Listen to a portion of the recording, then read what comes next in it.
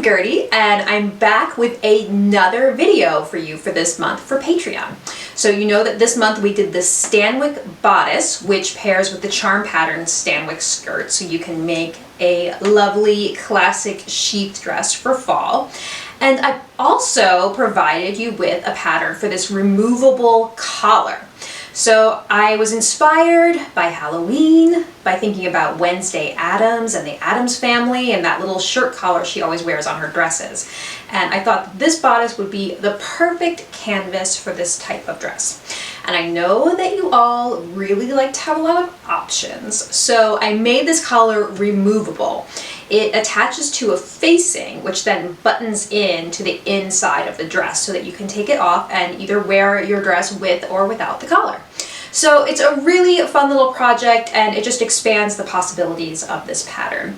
So I'm going to show you how to sew it in this video. It's really quite easy, but it does take a little bit of visualization to see how it comes together. So let's get started.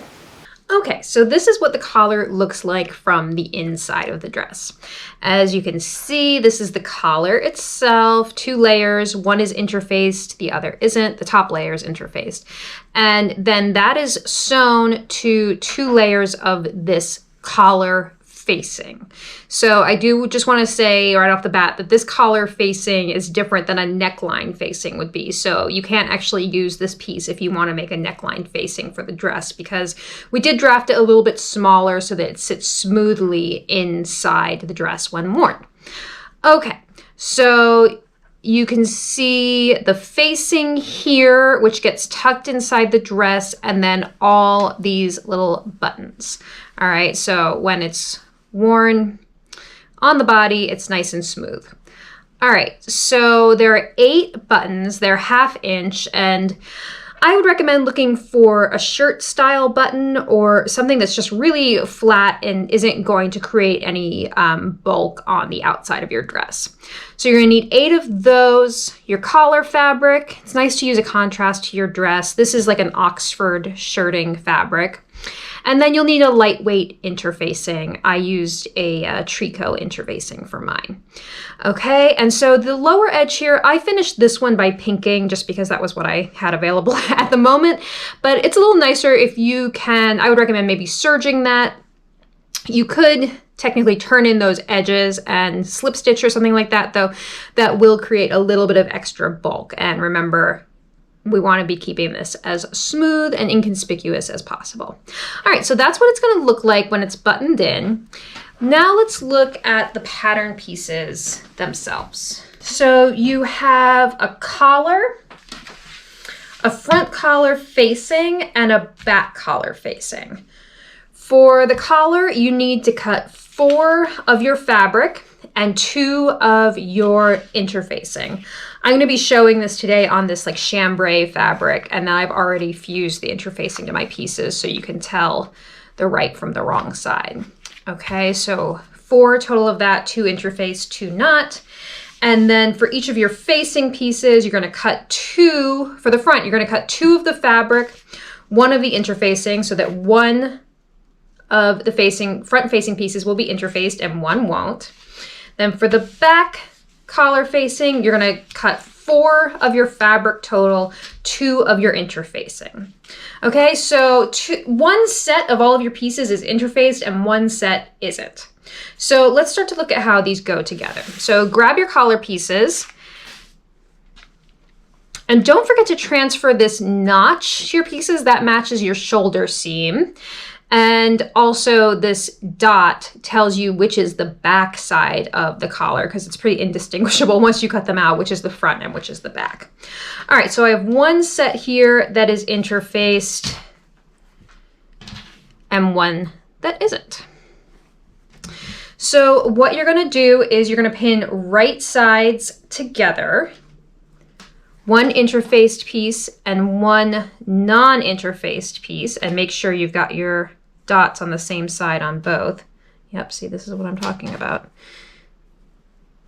There's my dot. Okay, so right sides together.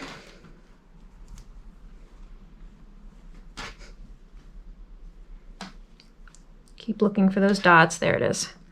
Okay, right sides together. So 2 sets. And we're going to stitch around these 3 sides. So just pin around the outer edges on both. And this inner curved side is going to stay open. So don't worry about pinning or stitching that. All right, same thing here.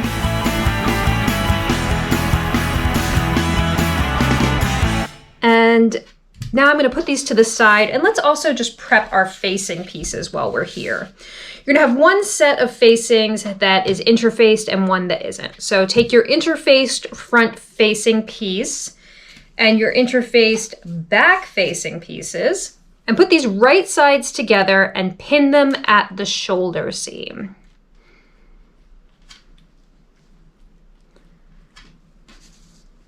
Like so.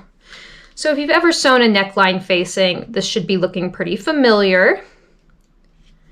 Very similar in theory here. So there's one set with interfacing, and then you'll have one set without interfacing. Right sides together again, pin at the shoulder.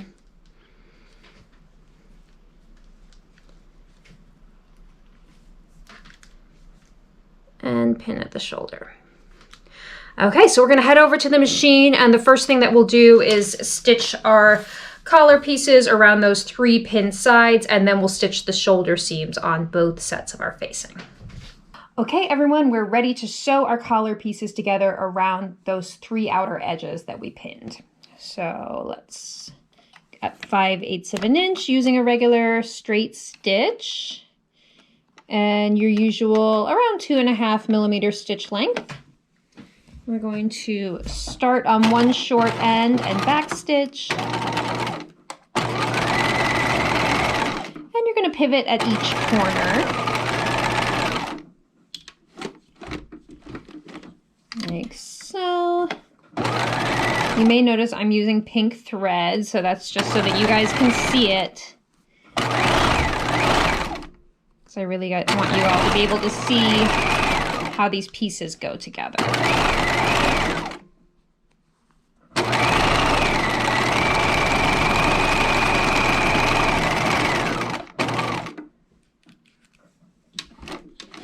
So pivoting at 5/8 of an inch.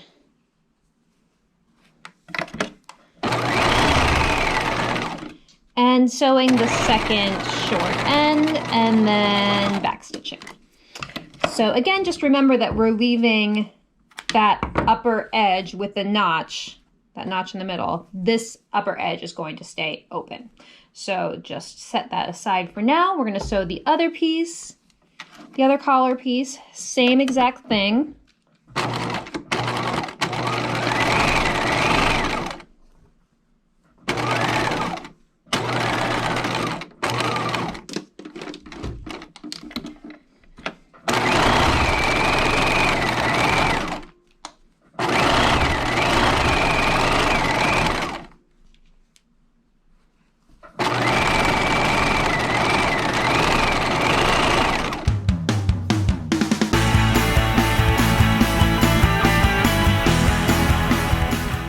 There's our second set of collar pieces.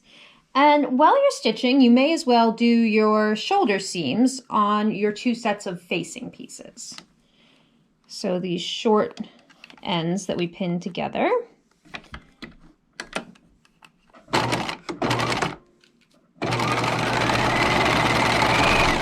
Stitch at 5/8 of an inch and back stitch. And same thing on the other shoulder of the interface set.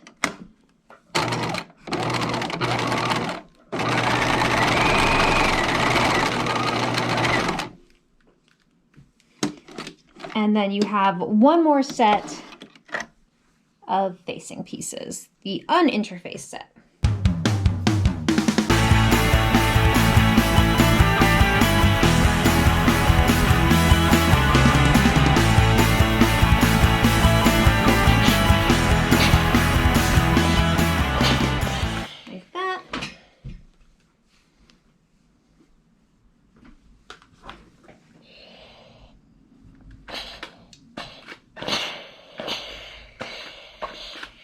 that's my uninterfaced facing piece, facing unit, as I like to say, because now the front and back are sewn together, so it's a unit.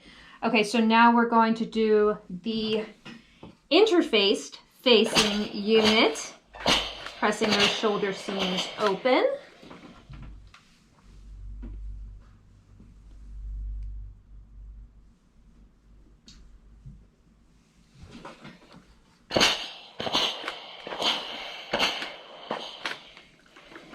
So now we can just set those facing pieces to the side for when we need them.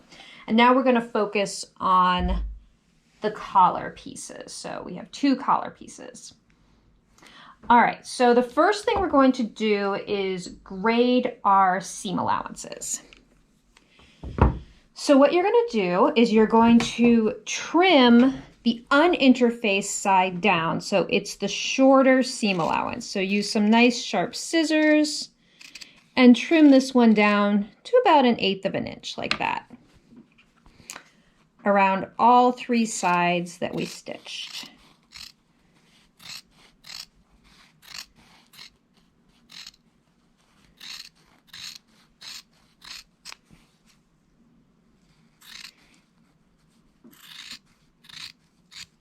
Okay, and next, the interfaced seam allowance, you can trim about 1/8 of an inch taller than that. Okay, so you've got 2 different heights of seam allowances.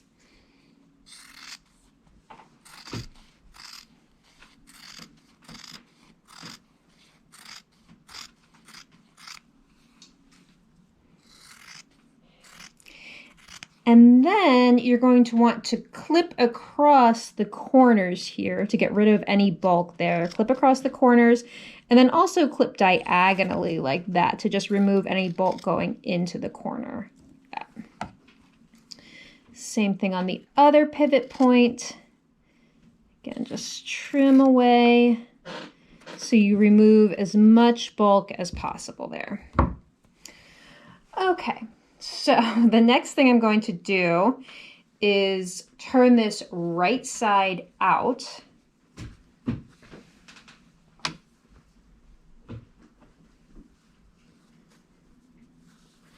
So turn it right side out, and you're going to want to sort of get into the corner a little bit. You can like use a pin here to pull the corner out, or use a point presser to poke the corner out from the inside very gently, obviously. All right, and the next thing we're going to do is understitch the collar, just to help the underside of the collar really roll to the underside as you're wearing it. Okay, so you're going to open up the collar like this, so you have both layers sort of separated from each other. And then we're going to understitch the non-interfaced side. So one long end you're going to understitch. So get this into your machine like this and get as far back into that corner as you can. So you're going to have to kind of create a little opening like this. And you're stitching about 1/8 of an inch away from the seam line here. Back stitch. And as always, the goal with understitching is to make sure that your seam allowances are underneath your stitching here, so that when I'm stitching, I'm catching both of those seam allowances in my stitching.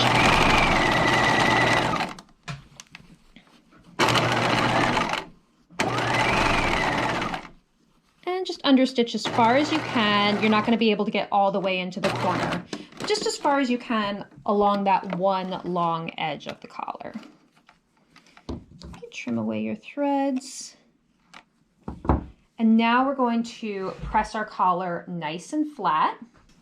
And you're going to want to roll your understitching out to the edge like this. So just kind of use a motion like that, rolling that understitching to the edge of the collar.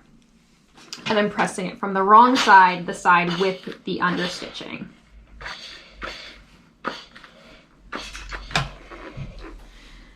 And you want to make sure also that these short ends of the collar from the right side, you want to make sure that you can't see the seam line at all. So what I mean is that from the right side, I can't see that edge of the seam line at all. And from the wrong side, that understitching is rolled under to the wrong side of the collar. Okay, so there's one side of the collar sewn. The final thing you're going to do to this is to baste together these raw edges along the upper side of the collar. So you can just put a couple pins in here just to hold them flat as we do the next steps of the construction process. So switch your machine length to 5 millimeters, and then at 1/2 inch, just baste those raw edges together.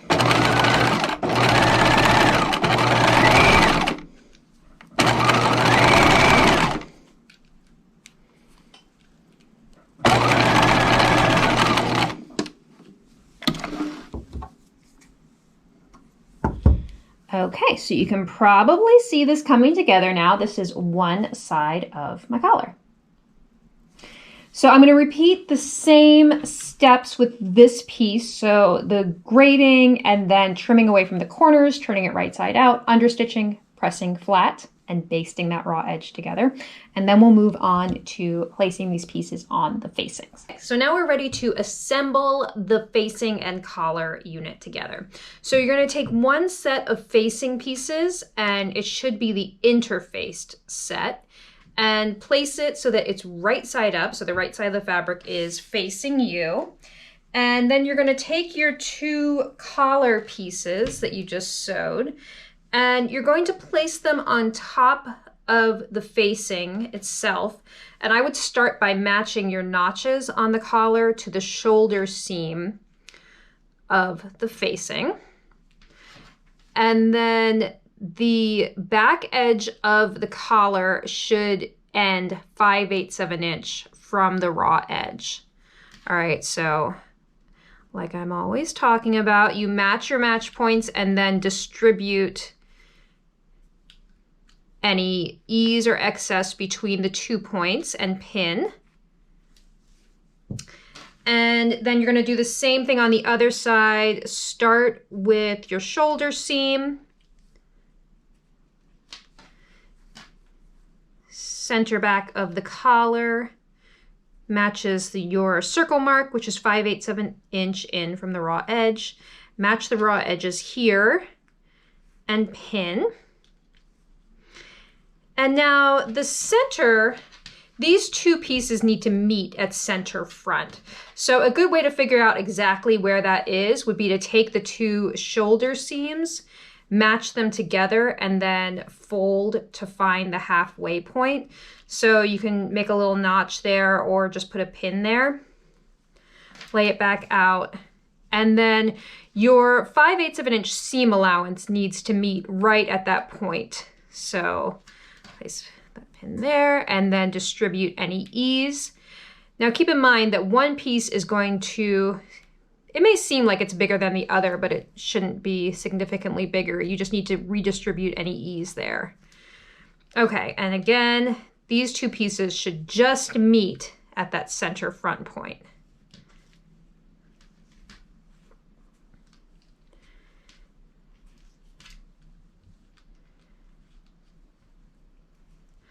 Okay, so you may start to notice your facing rippling up like this, and that is totally fine. Don't worry about it.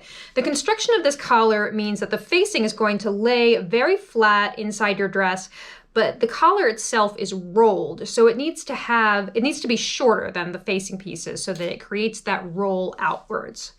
Okay, so the next thing you're going to do is to baste these collar pieces to the facing piece. I just like to baste everything at every step to keep it all nice and flat. And then after that, we're going to create a little facing sandwich, or I guess the collar is the sandwich part. We're going to create a collar sandwich where we put the uninterfaced side on top of both pieces like that. And then we're going to end up sewing that short end around the neckline and the other short end. And you can probably see where this is going. We're going to finish those seam allowances by grading and clipping, and then flip the uninterfaced facing to the inside so that we have a little nice finished unit. Okay, let's go on over to the machine and start with basting the collar to the facing unit. So now we're ready to baste the collar to the facing. So I've got my machine on a nice long stitch length. And you want this to be at 1/2 inch.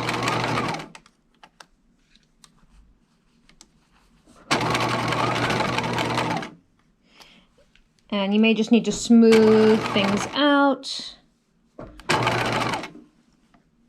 Make sure that your facing seam allowances stay pressed open.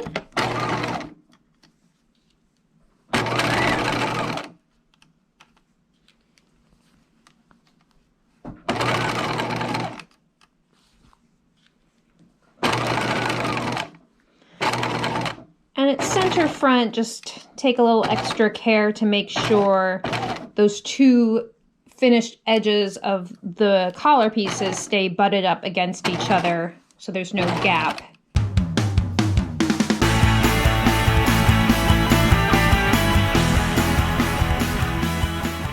Okay, I'm all basted on. The next thing to do, again, is to take your uninterfaced facing unit, place it right side down on top of the collar. Okay, so your collar is sandwiched between the two facing units. And I'm going to pin these together along the short ends here, and then the inner neckline, so this inner curve. And make sure you match those shoulder seam allowances on the facings. Just get everything nice and flat. And then we're going to stitch this using a regular stitch length, so not basting this time.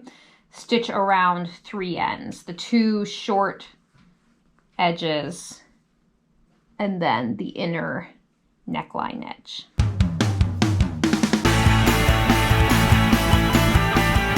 All right, so we're going to start stitching around 1 short end. Stitch length is going back to 2.5. I'm going to start stitching here, back stitch, and I'm stitching at 5/8 of an inch now.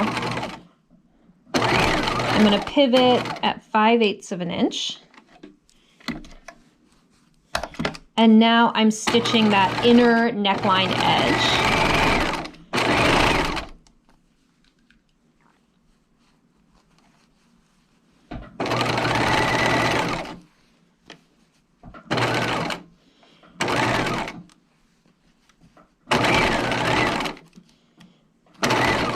And again, your facing pieces may try to like ripple or curl a little bit because they have more curve to them than the collar itself. So just kind of keep rearranging things and keep them as smooth as possible as you're stitching.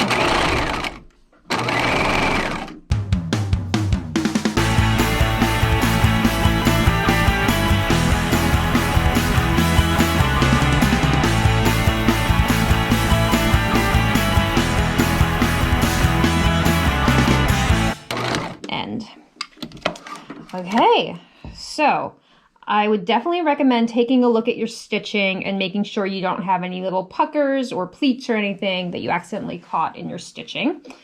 And then the next thing we're going to do is grade our seam allowances.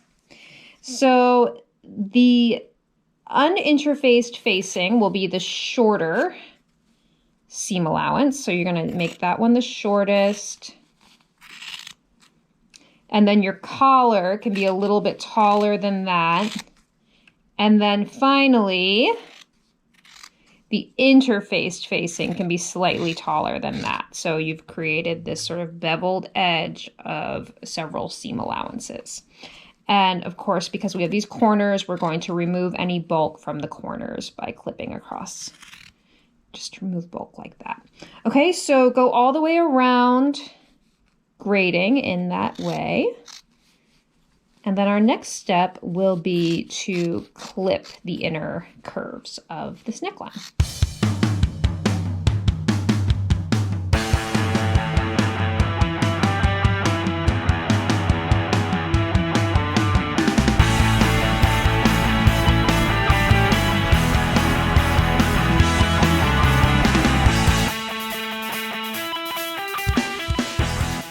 I've finished my grading, and now I'm going to just do some little clips all the way around the inner neckline, about every ½ inch, just little clips like this, because it is an inner curve, so you want to make sure that it's going to lay flat.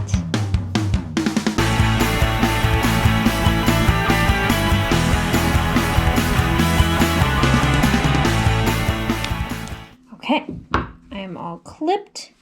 Next thing to do is to turn the facing right side out. Okay, so you're kind of flipping those corners at the back neckline edge. And what's going to happen is the two facing pieces are going to become really flat here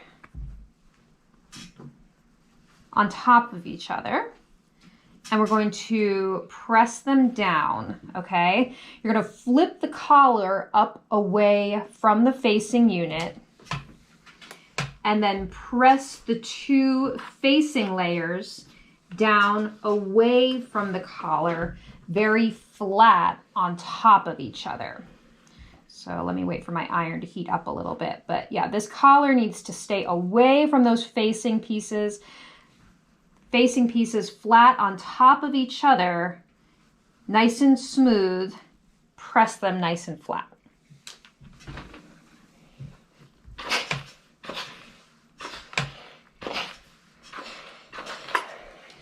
And as you go, you can kind of pin these edges together. Our next step is going to be to top stitch around all these edges. So the inner neckline edge to hold the facing nice and flat.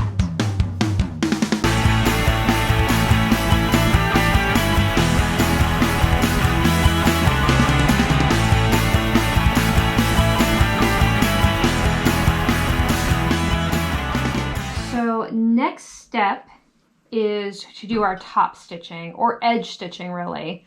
So I'm going to start at this short end and then stitch all the way around the inner neckline. So that's going to hold the facing pieces really flat against each other.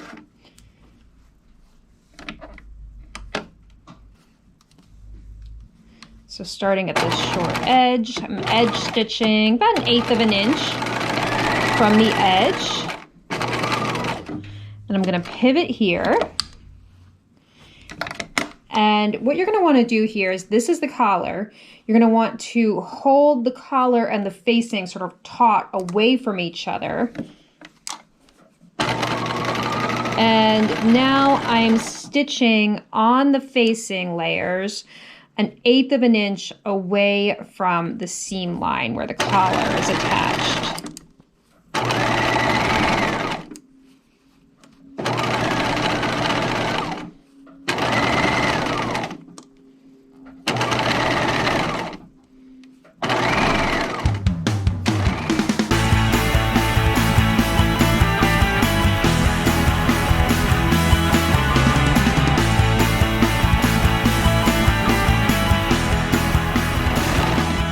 And the final thing to do before we can start dealing with the buttons and the buttonholes is you need to figure out how you want to finish this lower edge of the facing.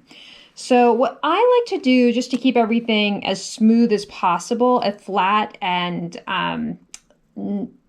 less bulky, I guess would be the right word, is to baste these edges together and then just serge around that outer edge. As you can see in this dress, I ended up pinking, and that's a very flat finish, obviously. But if you really hate those exposed finishes inside your dress, there are a couple other things you could do. One option would be a bias binding here on the lower edge, which would look really nice, but keep in mind that that's going to add quite a bit of bulk.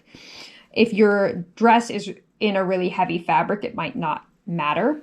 The other potential option would be to turn in these edges 1/4 of an inch like that, and then either slip stitch or do some sort of top stitch so that you get a really clean finish in there. But I am just going to baste mine together here at 1/4 inch and then serge them.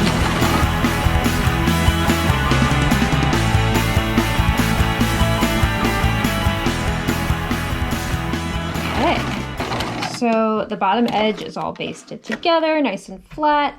I'm going to just do a quick serge finish on those, and then we'll go back over to the table and talk about how you're going to place your buttonholes and your buttons.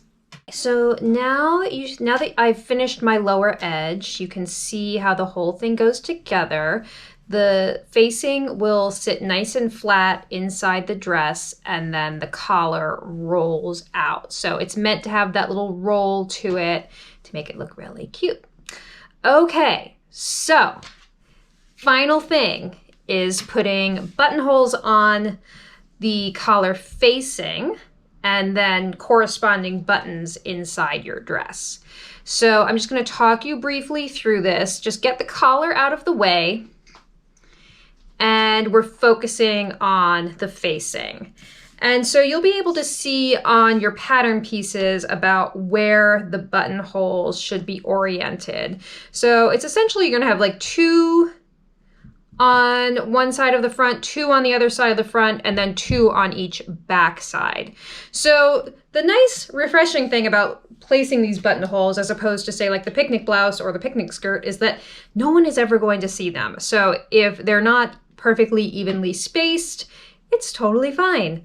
So when I was planning my buttonholes for the plaid dress, what I did was I just kind of like laid out my buttons, and I'm sorry, but this button is a lot bigger than you actually want to use. I think this one's 3/4 of an inch, and you actually want 1/2 inch buttons, but just pretend for now. It'll help you see them better. So one there, just kind of lay your buttons out as you plan to place them. And then what I do is just make a mark, and the button should be oriented in the center, you know, from top to bottom of the facing. And then just place a mark on either side of the buttonhole, and then, of the button, and then just connect it with a slash like that. So then another about right here, make a mark there. And then these are going to be, obviously, your buttonhole marks to make your buttonholes with. So as I always say, every machine is different when it comes to buttonholes. You're gonna wanna read your manual, do a couple test rounds on a piece of scrap fabric, double layer of scrap fabric with some interfacing, ideally, so it mimics your facing itself. Sew your buttonholes. And then once you have your buttonholes sewn and opened up, you are going to put your collar into the dress neckline as it will be worn. So just kind of